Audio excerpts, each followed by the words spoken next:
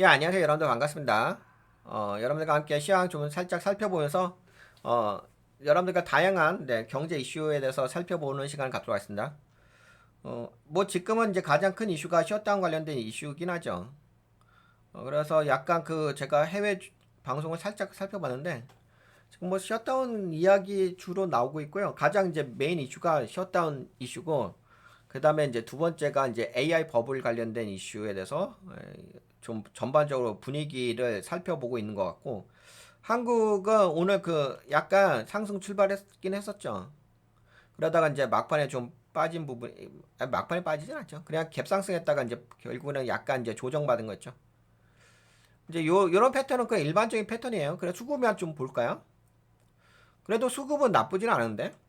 수급은 그래도 외국인들이 좀 들어오긴 해. 근데 외국인의 물량이 약간은 줄어들고 있긴 있다. 그치?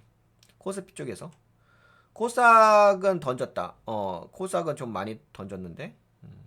그래서 지금의 그 외국인들의 물량은 예전보다는 그렇게까지 강하진 않아요. 근데 이건 다 여러분들에게 말씀드렸잖아.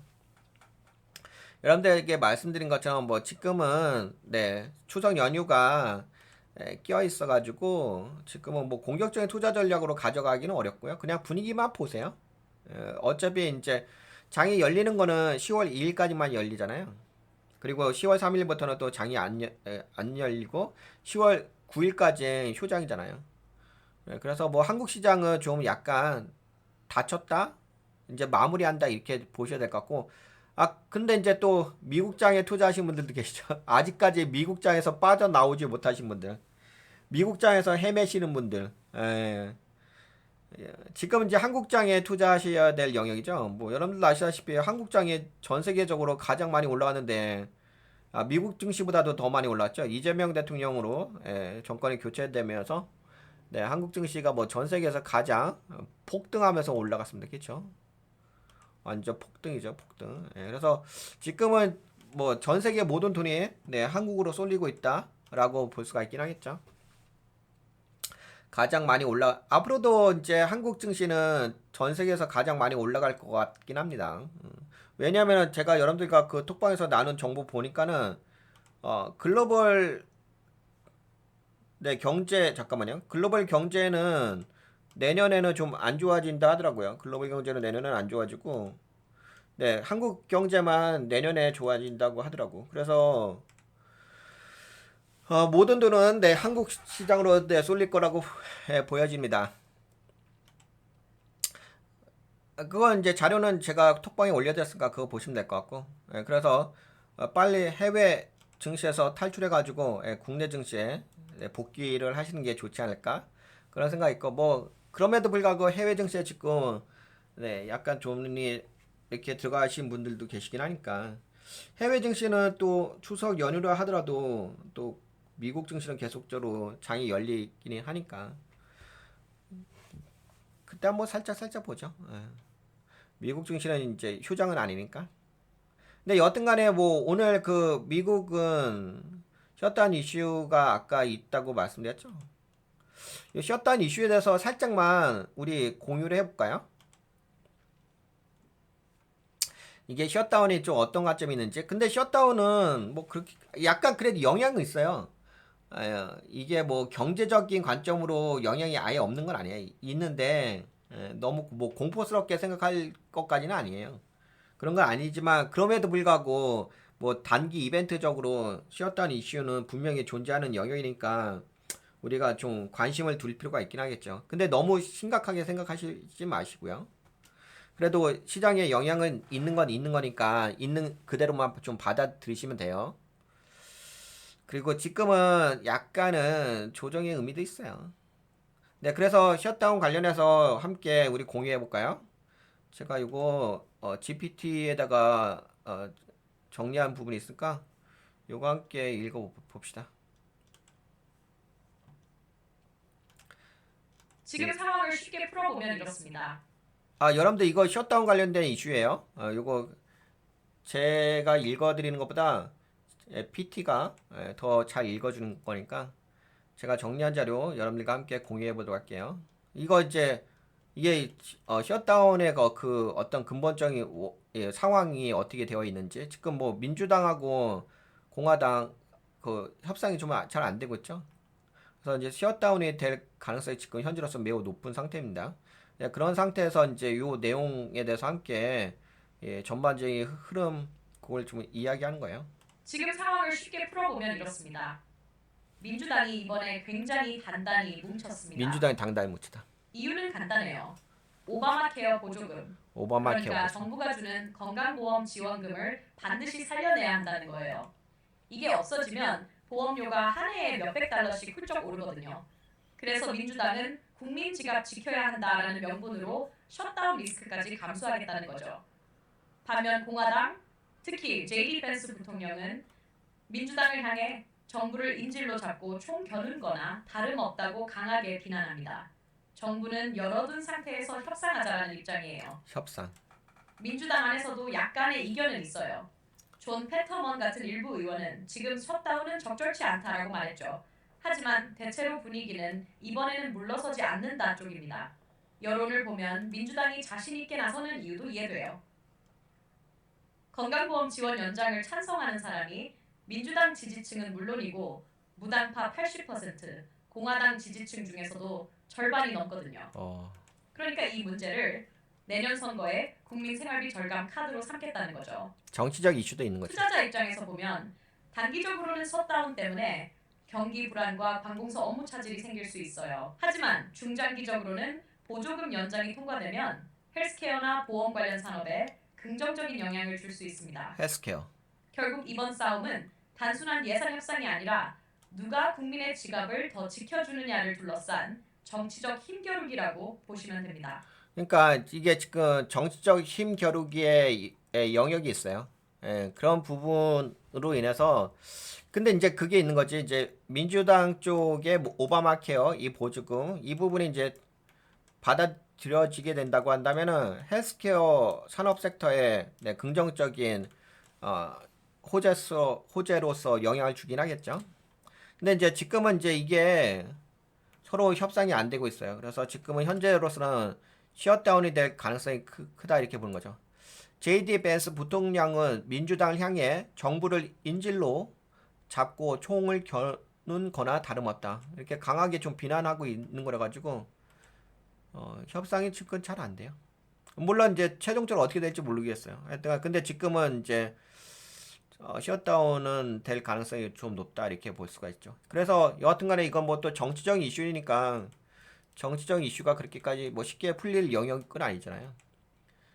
그래서 지금 현재로서는 이제 셧다운 될 가능성이 높다 이렇게 좀 말씀드릴게요. 근데 제가 보기에는 셧다운은 안 되고 약간 민주당의 그 오바마 헬스케어 그 보조금 부분이 좀 받아들여졌으면 좋겠긴 합니다. 그렇게 되면 약간 헬스케어 쪽에 뭐 호재이니까 증시가 저기 주가가 좀 올라갈 수 있으니까. 근데 뭐 지금은 그건 아니니까.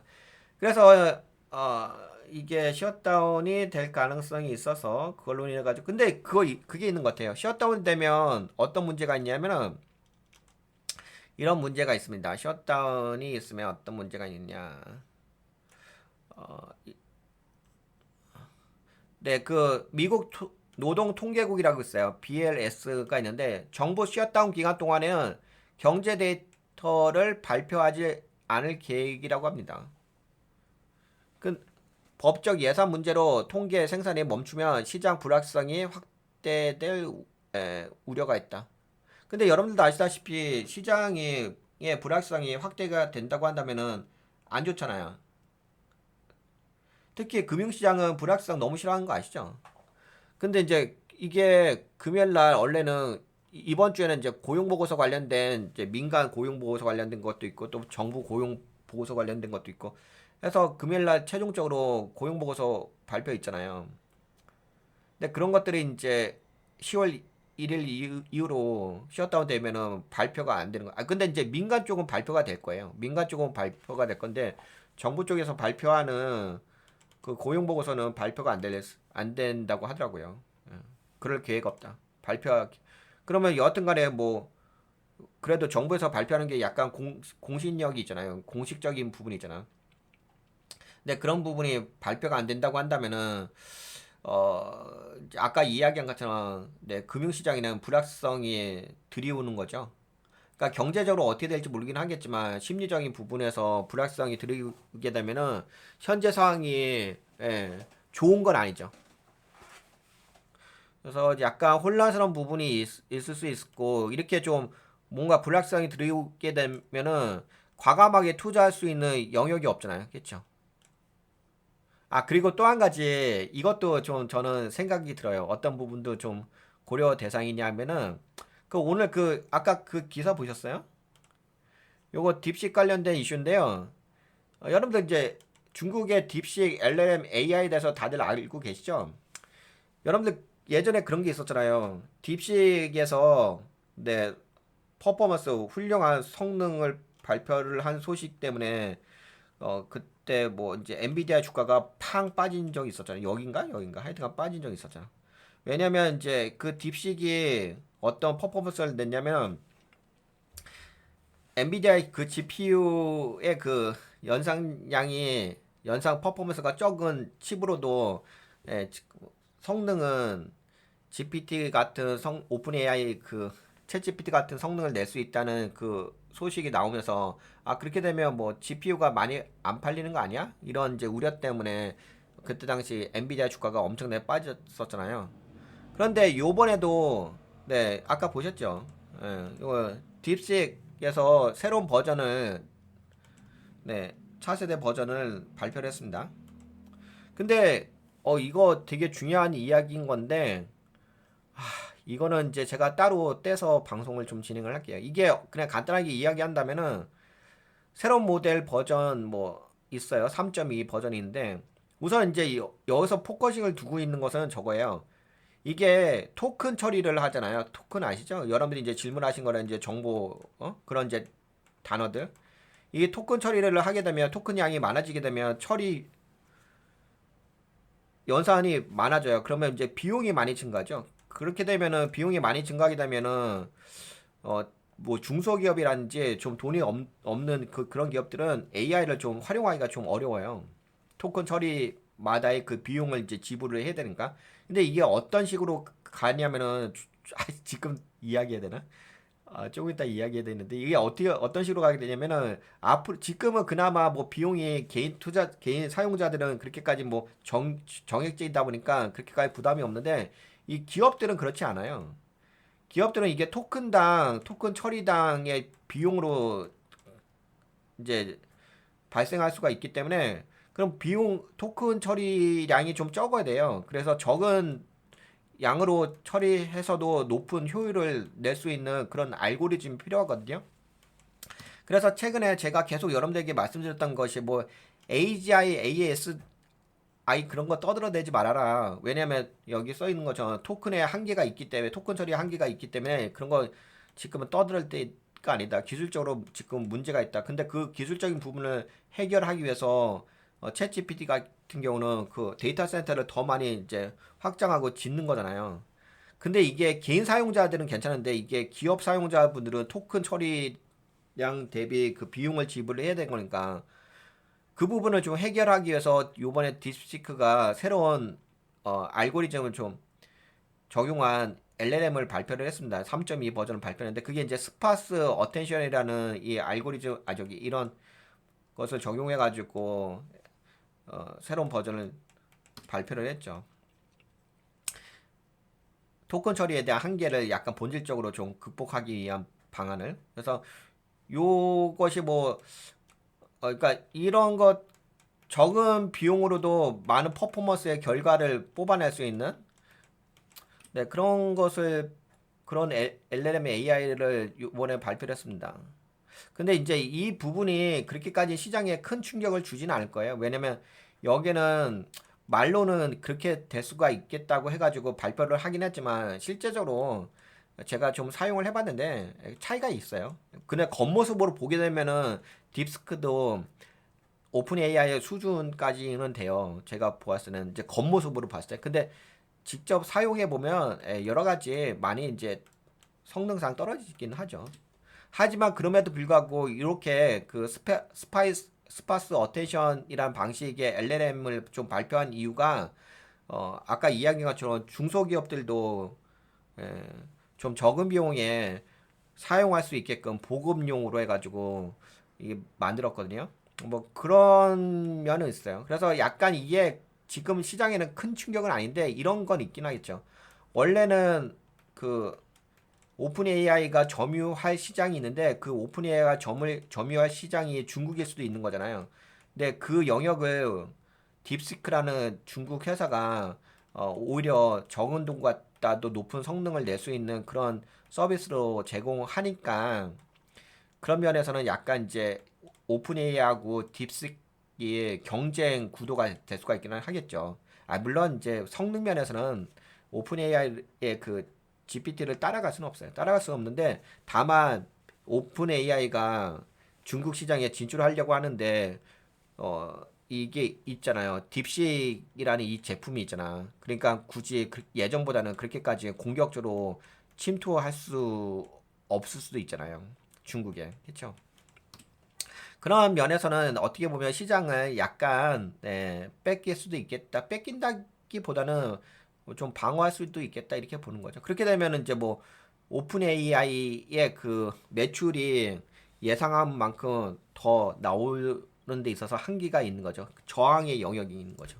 그렇게 되면은 이제 아무래도 매출에 대한 어떤 퍼포먼스라고 이야기해도 되죠. 그 매출에 대한 어떤 강력한 성장성이 이 딥시크의 제품의 효율성으로 인해 가지고 방해를 받는 게 되겠죠. 그렇게 되면은 이제 엔비디아의 GPU를 오픈 AI가 사용을 하는데 어 좀 아무래도 매출이 그만큼 나오지 않는다고 한다면 그럼 이제 덜 사용할 수도 있긴 하겠죠.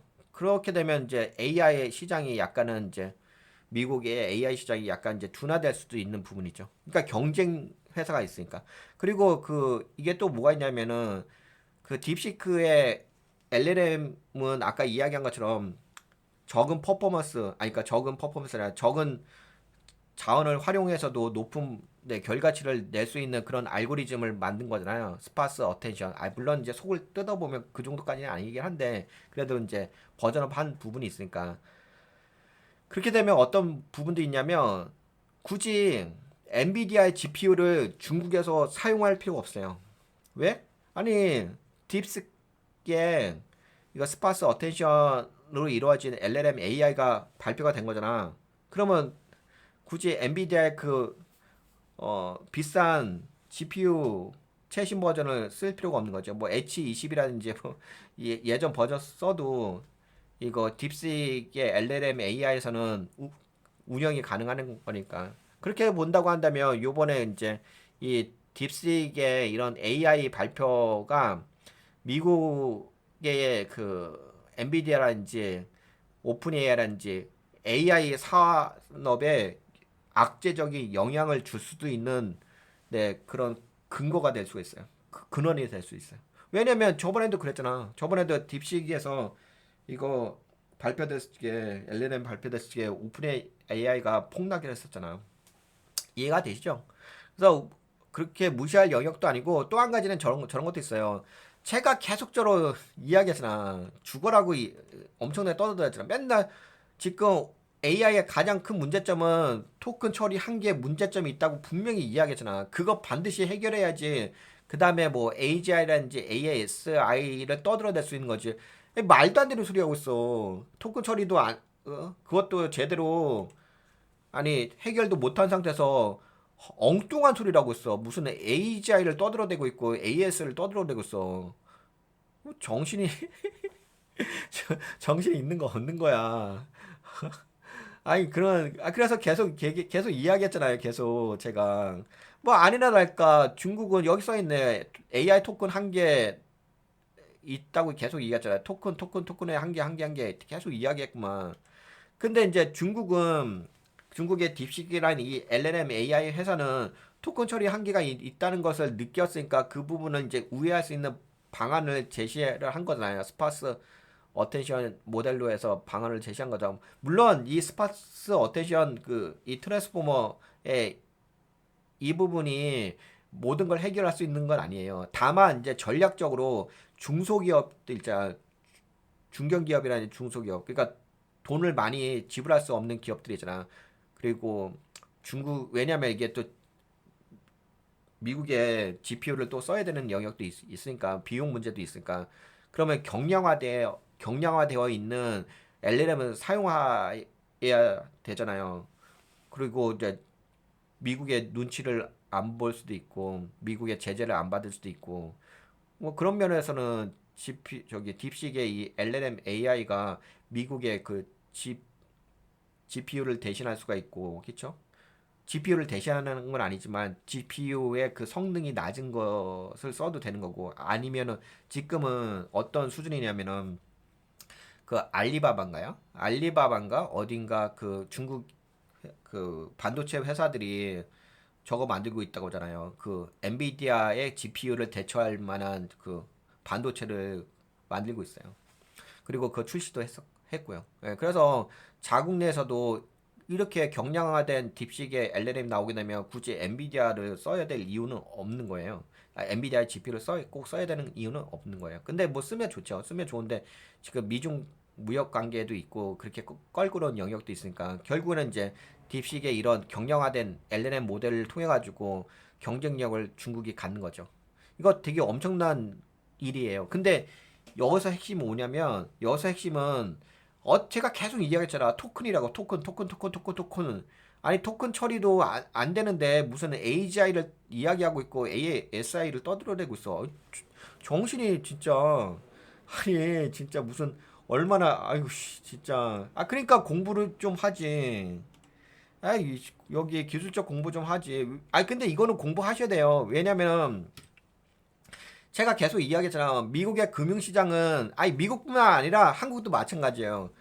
이 모든 산업의 그 기초 플랫폼의 베이스는 뭐냐면 AI예요, AI. 아니, AI를 제대로 알지도 못한 상태에서 AI 기술, 근데 이건 특별한 기술도 아니에요. 제가 지금 여러분들한테 이야기하는 그 토큰 처리에 한계가 있다는 부분은 엄청나게 뭐 기술적 지식이 요하는 영역도 아니고 되게 기본 베이스거든요. 약간 그 교과서적인 이야기예요. 그 정도 뭐 수준을 알 수 있는 이야기인데 그것조차도 안 된 상태에서 지금 주식 투자를 한다는 것 자체는 그거는 좀 그렇지. 그거는 아예 뭐 아무것도 모르고 까막 눈에서 주식 투자하는 거 똑같지. 그 단순하게 저것만 하는 거잖아. 뭐 연준의 뭐 금리가 어땠어요? 파월 연준의 의장이 어땠어요? 뭐 미국의 경제 데이터가 어땠어요?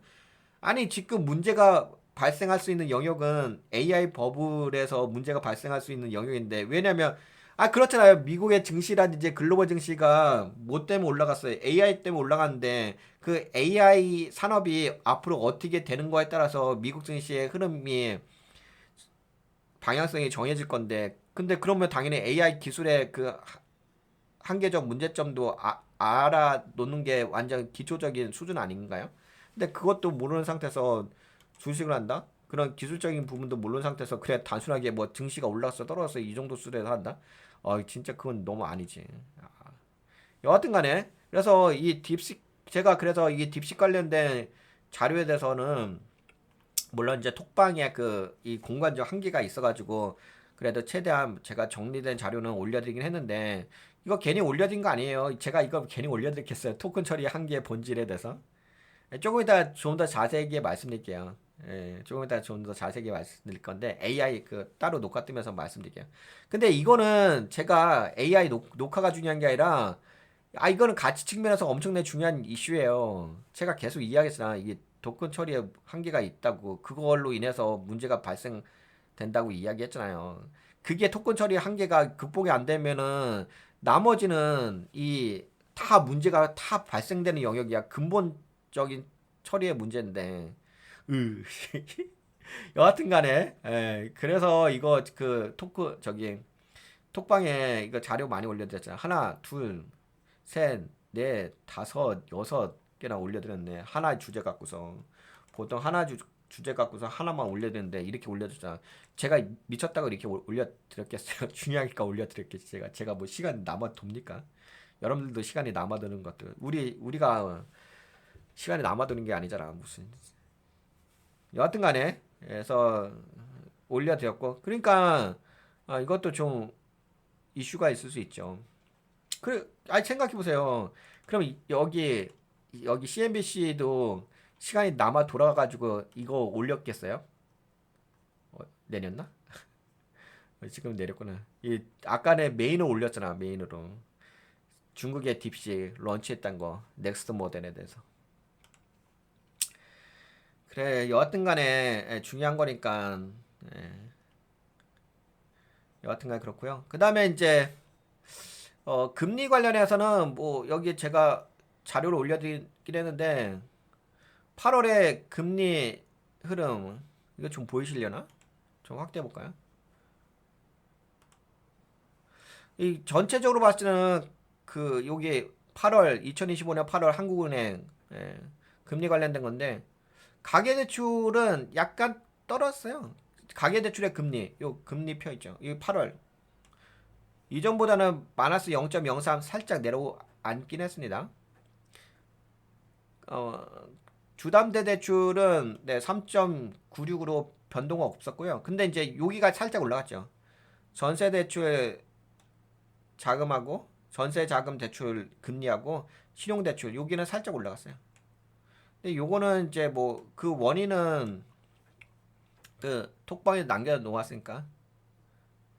근데 뭐 그렇게까지 크게 많이 올라간 건 아니어가지고 되게 미묘한 차이에요. 그래도 약간 올라갔다. 근데 이게 이 가계대출 전체가 이 구성이 이 세 개인데 전체로 봤을 때는 가계대출의 금리는 내려간 거 맞아요. 하지만 또 혹시 이렇게 전세 자금 대출이라든지 신용대출을 받으실 분들에서는 약간 올라간 부분이 있다는 말씀 드릴게요. 그리고 기업대출도 내려왔어요. 4.04에서 4.03으로 내려온 거죠. 다 뭐 대기업 대출이라든지 중소기업 대출의 금리도 다 내려왔죠. 저축성 수신금리는 올라가야 되는 건데 오히려 내려왔어. 그래서 예대 금리차 잔액은 뭐 그대로고 예대 금리차 신규 쪽은 살짝쿵 올라갔다. 예대 마진은 살짝 올라갔다. 그러니까 은행의 마진은 살짝 올라갔다. 그렇게 볼 수가 있겠고. 그래서 뭐 금리는 뭐 여기만 좀 약간 특이한 면이 있었다. 전세자금 대출하고 신용 대출은 살짝 올라간 거 있었는데 가계대출 금리는 그래도 뭐 전반적으로 통합적으로 봤을 때는 좀 약간 떨어졌다. 아까 여기 써놨는데 가계는 신용 전세대출 금리 상승으로 약간 부담이 커졌다. 기업은 대출 금리 하락으로 숨통이 좀 확보된 부분. 아무래도 이제 기업들은 대출 금리가 좀 떨어지면 좋은 거긴 하죠. 그 대신 은행은 예대 금리 차 확대 덕에 수익성이 개선되고 있다. 아씨 맨날 최종적으로 돈 버는 곳은 은행이야. 같은 금리 환경에서도 가계, 기업, 은행 체감은 살짝 달랐다.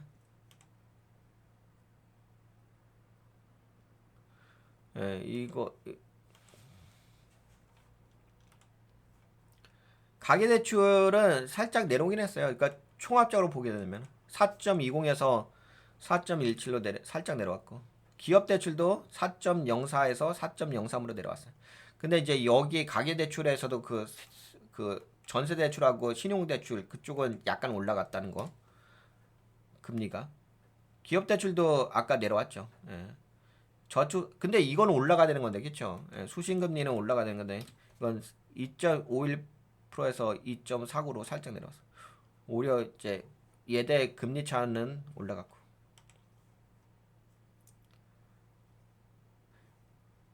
여튼간에 이런 소식이 자세한 거는 여기다 톡방에다 올려드렸으니까요. 이거 좀 보시면 될 것 같고.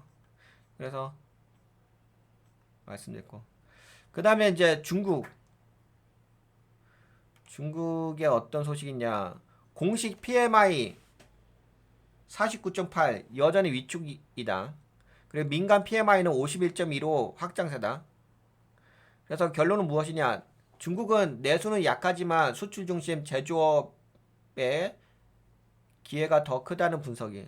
이게 이렇게 보더라고요. 공식 PMI 중국의 제조업을 볼 때 공식 PMI는 내수 시장의 관점으로 보는 거고 네, 민간 PMI는 이제 수출 관점으로 보고 있습니다. 그래서 수출 쪽은 네, PMI는 51.2잖아요. 확장세 50 이상이면 확장세잖아요. 그래서 수출률 주문이 약간 회복되는 부분이 있다. 근데 미국하고 어떤 관세 전쟁이 있음에도 불구하고 중국이 근데 이게 중국뿐만 아니라 다른 나라가 다 똑같더라고요. 중국 관세 저기 미국 관세로 인해 가지고 미국에다 수출하는 물량은 줄어들었어요. 근데 그 대신 뭐 다른 나라 있잖아요. 뭐 동남아시아라든지 유럽이라든지 이렇게 아시아권이라든지 다른 나라 중동이라든지 다른 나라로 수출하는 영역은 더 오히려 증가했어요. 그런 건 있어요. 그래서 약간 뭐 미국만 바라볼 영역은 아닌 것 같아요. 미국은 수입이 엄청나게 줄어들었죠. 수입이 줄어들고 수출도 같이 줄어들었는데 워낙 수입이 많이 줄어들었으니까. 왜냐하면 관세를 너무 올리다 보니까. 그래서 한국도 마찬가지죠. 한국도 미국에다가 이제 수출 체크해봤는데 미국의 수출량이 떨어졌는데 다른 유럽이라든지 중국 그 동남아시아라든지 이쪽 이런 데는 이제 수출량이 더 증가해가지고 전반적으로 다 수출이 증가했지 한국은 약간 그런 개념이에요. 그런 개념. 그래서 네 수출이 약간 중국은 미국 대비 수출 아니고 전 세계적으로 미국 저기 수출은 좀 증가했다는 거예요. 그러니까 결국은 뭐 중국 경제가 그렇게 나쁘진 않다 이렇게 보는 거고. 그 다음에 이제 제가 이거 자료 계속 올려드리고 있는데 요번에 또 나온 소식이 있는데 어 아시아개발은행 ADB에서 2025년 9월 한국과 아시아 태평양 경제 성장률에 대해서 발표를 했습니다. 요거 같이 이야기. 근데 제가 그 IMF도 그렇고 OECD도 그렇고 ADB도 그렇고 야 근데 신기하더라고요. 한국만 경제 성장률이 높게 올라간다. 이거 IMF는 0.9%였죠. 올해 경제 성장률이. 근데 내년에는 1.8% 거의 2배 가까이 성장한다. 그리고 ADB는 이거 지금 ADB는 0.8%죠. 내년에는 1.6% 상승한다. 그래서 한국이 유일하게 전 세계에서 전 세계 주요 국가에서 내년 경제 성장률이 더 좋아진다. 올해보다. 그것도 거의 2배예요, 2배. 예.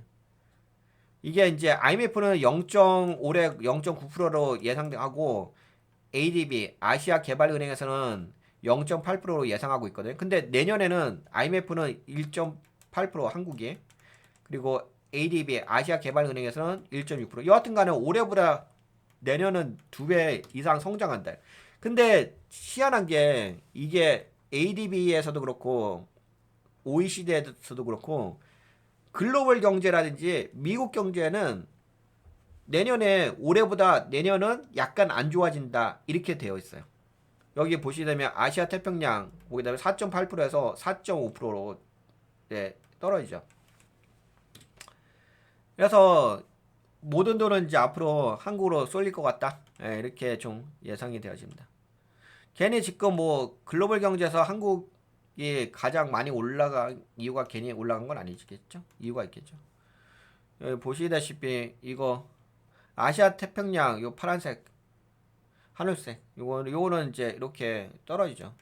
근데 한국은 오히려 이제 기저 효과의 의미도 없잖아 있긴 하겠지만 그래도 내년에 2배 이상의 성장이 예상된다는 거죠. 한국은 오히려 내년에 그러니까 지금 제가 봤는데 거의 유일하게 글로벌에서 한국 경제만 좋아지는 내년에 좋아지는 그래서 한국 괜히 그 JP 모건인가요?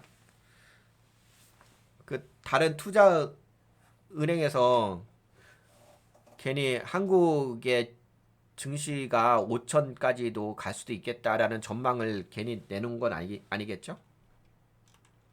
그래서 한국에다가 좀 투자하는 것이 좋겠다 이런 생각이 있습니다. 하지만 이제 올해는 약간 아직까지는 뭐 1분기보다는 나아지곤 있죠. 뭐 2분기, 3분기 뭐 이런 식으로 좀 원래 그 1분기 때인가 그때 마이너스 성장했잖아요. 엉망진창 내란 있을 때 윤석열 정권 때 마이너스 역성장했는데 지금은 이제 플러스로 전환됐죠. 그러면서 이제 나아지고는 있습니다. 그래서 그나마 좀 나아지면서 뭐 0.8% 정도 성장을 할 전망이 0.8, 0.9 이렇게 이야기하고 있어요. 그게 이제 그렇게 성장할 수 있었던 이유가 확장 재정 정책과 그렇죠. 확장 재정 정책이죠. 민생 소비 쿠폰도 하고 하니까 내수가 살아나니까.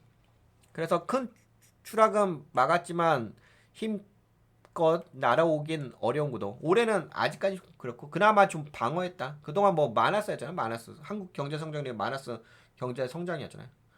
근데 그나마 이제 좀 나아진 거지.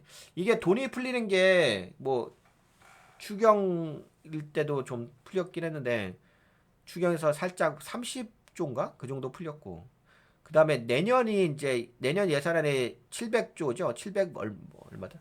그게 내년 2026년 1월 1일부터 돈이 풀리거든요. 그거 풀리게 되면은 이제 아무래도 한국 금융시장에 돈이 들어오는 거니까 여하튼 간에 좋아지겠죠? 예. 그러니까 아까 보신 것처럼 한국만 유일하게 주요국 중에서 유일하게 내년에 2배 성장이 가능한 나라잖아. 2배 성장 가능하면 당연히 한국에 투자해지. 그래서 이거는 계속 교차 검증하면서 제가 이거 올려드렸잖아요. 톡방에. IMF에서 발표한 것도 올려드렸고 OECD에서 발표된 거 올려드렸고 오늘은 이제 ADB 다 똑같죠? 흐름상. 됐고 그 다음에 이제 또 이야기할게. 요거 함께 이야기해 볼까요? 요새 뭐 클라우드 엔트로피의 클라우드 소넷 4.5 공개했다. 요새 그 AI가 엄청 중요하잖아요. AI 업계가 매우 중요하죠. 이거 그냥 이거 참고 삼아 줘 이야기 드릴게. 그러니까 이제 요거는 포그의 평가치인데 이거 어떤 평가냐면은 이게 지금 비상장 회사거든요, 다. 아직 그 주시장에 상장을 시키는 회사가 아니잖아. 비상장 회사인데 오픈 AI는 비상장 회사로서 시가총액 평가받는 게 3,240억 달러로 평가받고. 씨. 그리고 엔트로픽은 1,780억 달러. 그다음에 일론 머스크의 회사 XAI 여기는 900억 달러. 아이 차이가 크죠. 그러니까 그거 있는 것 같아. 뭐 다들 그 AI를 어떤 게 쓰면 좋아요. 또 엔트로픽의 클로드 이걸 쓰는 좋아하시는 분들도 계세요. 근데 뭐 단연 압도적이죠. 뭐 AI 쪽에서는 오픈 AI의 GPT가 단연 압도적으로 비상장 회사로서의 3,240억 달러의 가치 평가를 받고 있습니다. 그래도 그 다음에는 이제 엔트로픽의 클로드 요번에 이제 새로운 버전을 발표했는데 이 클로드 조금 이따 이야기할게요. AI에 대해서는 조금 이따 얘기하는데 여하튼간에 이런 기업 평가를 받고 있다 라는 것을 자료로 올려드렸고 요거는 이제 AI 방송할 때 좀 더 자세하게 이야기해드리도록 하겠습니다. 네, 클로드 소넷 4.5 공개됐다. AI 경쟁 가속. 엔트로픽의 새 모델 클로드 소넷 4.5 출시. 세계 최고의 코딩 모델이라 강조. 30시간 이상 멀티 스텝 작업. 그러면 뭐 최고의 성능을 낸다. 매출도 좀 올라갔다는 소리. 매출이 10억 달러에서 50억 달러로 좀 올라갔다. 기업 가치도 올라갔다. 그리고 누리호 4차 첫 야간 발사 확정 소식이 있습니다. 11월 27일 새벽 12시 54분에서 1시 14분에 발사 예정이라고 합니다. 그래도 한국에서 끊임없이 이렇게 또 우주선이라고 해야 되나? 우주선은 아닌데 위성이죠, 위성. 위성 이렇게 발사하는 것 좋은 것 같아요. 차세대 중형 위성 3호 탑재. 한국 우주 기술이 실험에서 실질 운용 단계로 도약하는 순간. 누리호 4차 기술과 경제 두 날개. 첫 야간 발사, 탑재량 2배, 발사 성능과 과학 연구 확장. 발사 서비스 시장 경쟁력 올라가고 우주 산업 밸류체인 성장이 기대가 된다. 기술 도전이 곧 산업 기회로 이어지는 분수령. 요거 이야기했고, 그 다음에 또 이거는 이제 증시 관련해서 좀 올려드렸었죠. 트럼프 행정부와 셧다운 기류. 이거 오바마 케어 아까 그 셧다운 관련해서는 이제 처음에 말씀드렸으니까. 아, 그리고 이런 소식도 있죠. 아, 이것도 다 저건데. AI 관련된 소식인데 오픈 AI가 쇼핑 결제까지 확장하고 있다. 챗 GPT 안에서 바로 SE 상품을 사고 곧 소피파이까지 연결할 예정이다. 오픈 AI를 좀 활용하면서 거기서 이제 쇼핑도 할 수 있는 거죠. 쇼핑해가지고 결제까지 가능하다. 그래서 단순 대화형 AI를 넘어서 실제 행동을 돕는 AI 쇼핑 플랫폼으로 진화되고 있다. 계속적으로 AI가 저변을 확대하고 있는 거죠. 챗GPT의 저변 확대. 아, 그리고 이거 좀 이야기할까요? 미국 8월 미국 주택 계약 깜짝 상승. 금리 하락 덕분에 금리 하락은 6.75%에서 6.58% 덕분에 계약 건수가 4% 증가했다. 중서부 지역은 집값 부담이 적어 수요 회복 더 뚜렷하다. 금리 움직임이 주택 시장 바로 반영되며 수요 회복 신호가 나타나고 있다. 8월에 미국 주택 계약, 요건 이제 계약 실제는 아니고, 이제 계약이 끝난 건 아니고 계약 이제 집을 산 건 아니고 펜딩 계약 상태. 요거 봤을 때는 약간 주택 계약 건수가 좀 증가했다는 거죠. 그리고 이거 좀 살짝 이야기할까요? 여기까지. 인도 제약주 직접 충격은 제한적이다.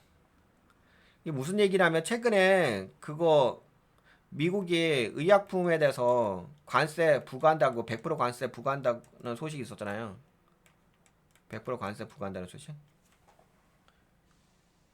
근데 이제 그게 뭐냐면은 브랜드 신약에 대해서 신약. 근데 인도 제약은 대부분 신약보다는 제네릭이거든요. 그래 제네릭은 그냥 복제약. 예. 그래서 복제약 지금은 이제 미국에서 의약품에 대해서 100% 관세를 10월 1일부터 부과를 하잖아요. 근데 10월 1일부터 부과되는 게 여러 가지가 있죠. 뭐 브랜드 신약 이것뿐만 아니라 뭐 목재에 대해서도 그렇고 뭐 가구에 대해서도 그렇고 여러 가지 더 있지 않나요? 뭐 트럭에 대해서도 그렇고 10월 1일부터 관세 부과되는 부분이 있으니까 그러니까 약간 그런 거 있는 것 같아요. 지금은 여러 가지로 10월 1일 이후로 10월 1일 포함해서 좀 안 좋은 이슈가 있는 것 같아요. 저것도 안 좋잖아. 우선 셧다운 관련된 이슈도 있고 셧다운 관련된 이슈도 있고 관세 부과 이슈도 있고 이거 아시나 미국에서 의약품에 대해서 100% 관세. 근데 인도는 이제 신약이라기보다는 제네릭이다. 미국 100% 관세는 특허 브랜드 신약 집중. 인도는 제네릭 위주 수출이라 직접적인 타격은 제한적일 것 같다. 뭐 한국에도 마찬가지죠. 한국에도 뭐 이제 브랜드 신약이 있고 또 신약은 100% 관세니까 그건 좀 미국의 공장이 좀 있어야 하긴 하겠죠. 생산 시설에. 제네릭은 뭐 그렇게까지 지금 관세 부과한다는 소식은 없으니까. 물론 이제 나중에 또 이제 제네릭에도 부과할 수가 있긴 하겠죠. 현재로서는 의약품 쪽은 첫 번째로 신약 쪽이에요. 신약에 100% 관세. 그런 차이는 있다. 그걸 좀 염두하시면 될 것 같고. 그러면 여기까지 여러분들과 톡방 톡방에서 함께 공유했던 부분은 여기까지 이야기하도록 하겠습니다.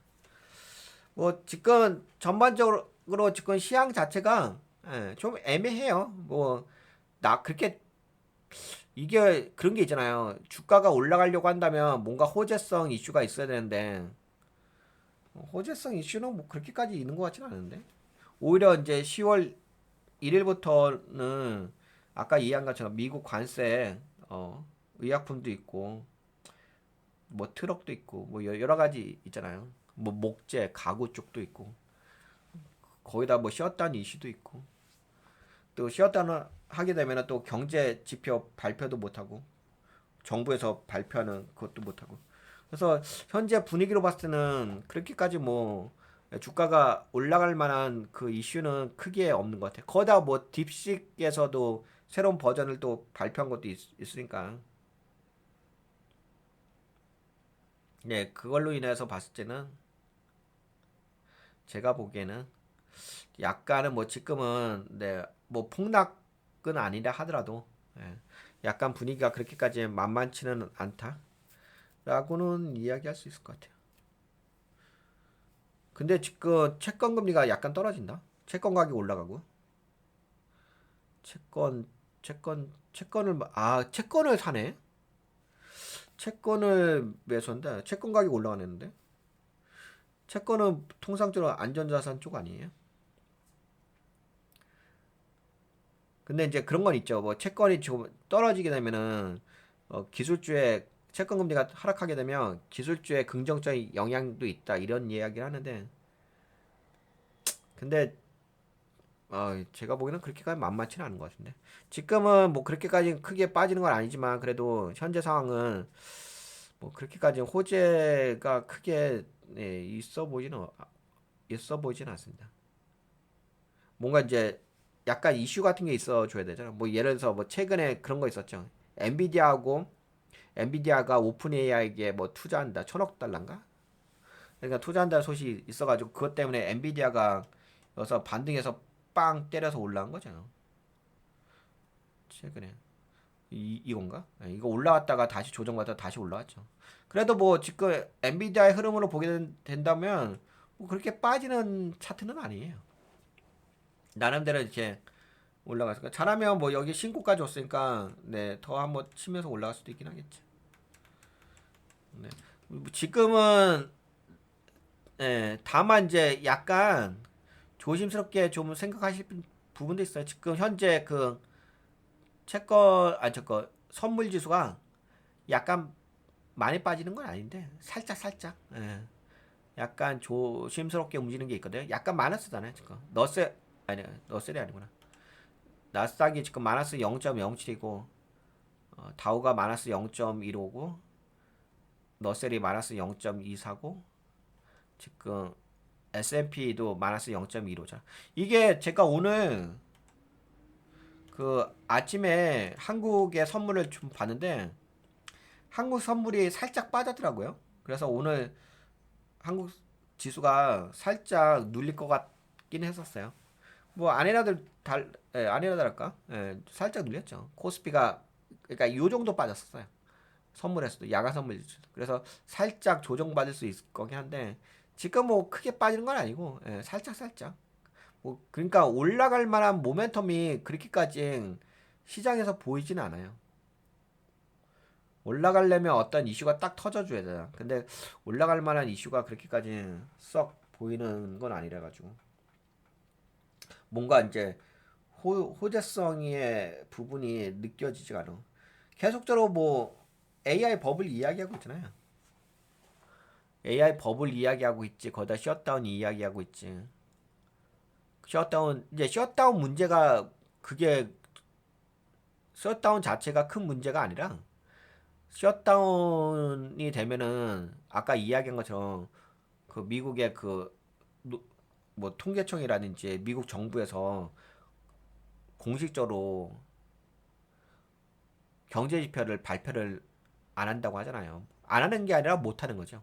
그 인력이 이제 일을 할 수가 없으니까 그 관련된 정부 기관의 인력들이 일을 할 수가 없으니까는 자료는 있어도 발표를 못 하는 거지. 발표를 하려고 한다면 돈을 줘야 되는데 지금 무급 휴직에 들어가는 상황이기 때문에 어, 그게 이제 발표가 어려워요. 그런데 그렇게 되면 이제 시장은 불확실성이 계속 들이오게 되는 거니까. 근데 시장은 항상 그렇잖아.